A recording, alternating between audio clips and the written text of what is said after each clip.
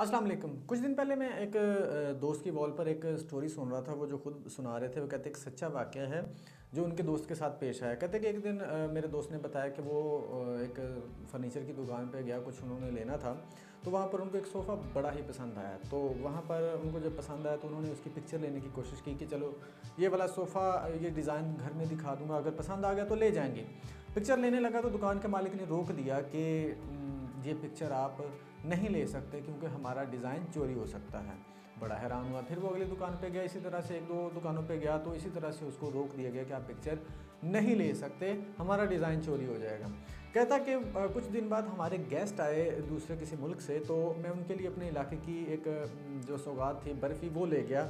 जब उन्होंने खाई तो उनको बहुत पसंद आई, बेहद पसंद किया उन्होंने, और उन्होंने ख्वाहिश ज़ाहिर की कि यार इसकी हमें रेसिपी लेके दो ताकि इसको हम बना सकें। वो बेचने के लिए या खाने के लिए वटेवर जो भी था, हमें इसकी बस रेसिपी ले दो आप। अच्छा, वो उनको उस दुकान पे ले गया जहाँ से उसने बर्फ़ी ख़रीदी थी। जब लेके गया तो वहाँ पर बाबा जी बैठे थे, उस दुकान के ऑनर थे जो। उन्होंने उनको बोला कि बाबा जी हमें ना रेसिपी चाहिए, ये हमारे गेस्ट आए हैं किसी दूसरे मुल्क से, तो इनको आपकी बर्फ़ी बड़ी ही पसंद आई है, तो ये रेसिपी मांग रहे हैं ताकि ये भी बना सकें। अच्छा, बाबा जी ने फ़ौरन उनको बता दिया कि ये कैसे कैसे हमने बनाई है, क्या क्या चीज़ें इसमें डाली हैं।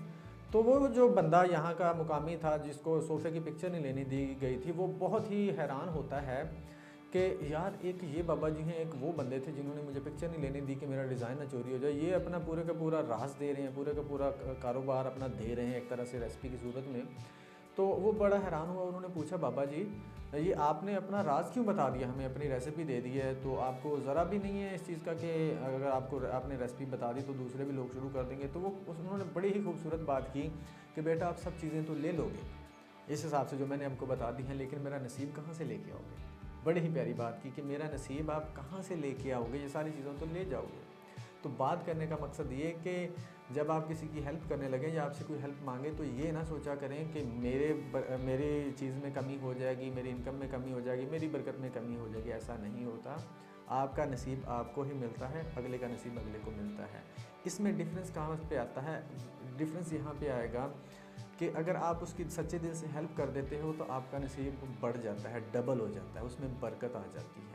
अगर आप हेल्प नहीं करते तो आपका जो नसीब होता है पहले से मिल रहा होता है उसमें भी कमी आना शुरू हो जाती है। तो कुछ पहले जो मैंने वीडियो बनाई थी कि अगर डिप्रेशन, एंग्जाइटी, स्ट्रेस से बचना चाहते हैं तो दूसरों की हेल्प करें, तो ये भी उसी से रिलेट करती है। एक तो नसीब की बात होगी, दूसरी अगर आप दूसरों की हेल्प करेंगे तो उसमें आपका फ़ायदा ही होगा। आपका नफ्सियाती मसाइल भी दूर होंगे, जिस्मानी सेहत भी आपकी अच्छी रहेगी, उसके साथ साथ आपके बिज़नेस में भी, आपके कारोबार में भी उससे बरकत होती है।